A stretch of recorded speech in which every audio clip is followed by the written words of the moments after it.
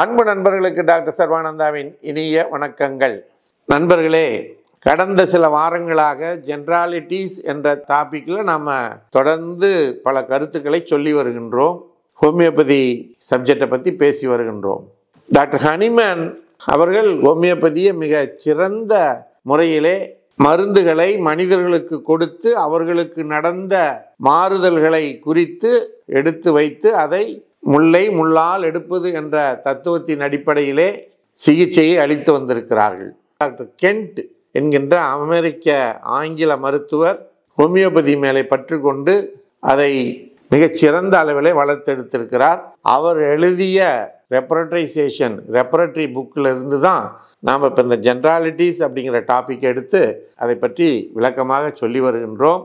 Homeopathy எப்படி ஒரு நோயாளிக்கு மருந்து தேர்ந்தெடுக்கிறது என்று சொன்னால், நோயாளியினுடைய மனம், தலை, காது, மூக்கு, கண்கள், கண்ணுடைய பார்வை, காதனுடைய கேட்கும் தன்மை, throat, internal throat, external throat, கை கால்கள், அடுத்து தலைன்னு சொன்னோன்னா வெர்டிகோ, தலை சுற்றல், மவுத்து, ஃபேஸ், அதே போல் செஸ்ட், காஃப், சளி, மூச்சு விடுதல், அதே மாதிரி genitalia, male and female, urine, stool, stomach, back, பின் முதுகு, தூக்கம், சில்னஸ், ஃபீவர், வியர்வை, ஸ்கின் இருக்கு.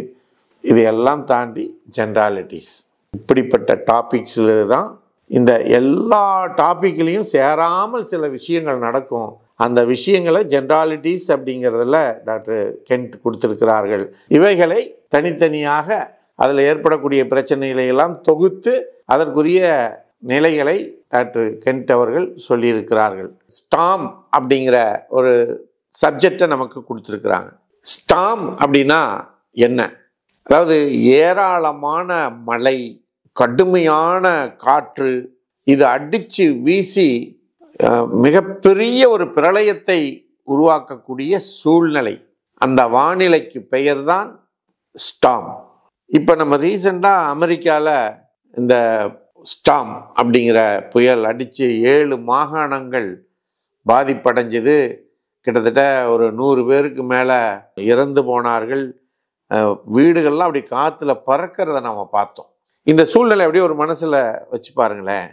இப்படிப்பட்ட சூழ்நிலை ஒரு மனிதனுக்குள்ள உருவானுச்சுன்னா எப்படி இருக்கும்? அவனுக்குள்ள அந்த கோபம் அப்படியே கொப்பளிச்சு வெடிக்கும். கூச்சல், சத்தம், அவன் அறியாம மிகப்பெரிய சத்தம் விட்டு தன்னுடைய உணர்வுகளை வெளிப்படுத்தக்கூடிய தன்மை. சொல்லுவான், அவன் புயலாட்ட வர்றாயா, அவனை எப்படியா தடுக்கிறது? அப்படிப்பட்ட உணர்வுகள் நிறைந்த சூழ்நிலை தான் ஒரு மனிதன் உருவானால் அது ஸ்டாம் போன்ற ஒரு நிலை. இதை நம்ம 2 வகையாக பார்க்கலாம். ஒன்று, இது போன்ற இந்த புயல், மழை, காற்று, அந்த சூழ்நிலையில் ஏற்படக்கூடிய வானிலை, அந்த வானிலை ஏற்படுகின்ற பொழுது ஒரு மனிதனுடைய உடலில் இருக்கக்கூடிய நோய்த்தன்மைகள் மாறுபடுதல், கூடுதல், குறைதல் அல்லது தீர்தல் போன்ற நிலைகள் இருந்தால் அதற்கு ஹோமியோபதியிலே மருந்துகள் இருக்கு.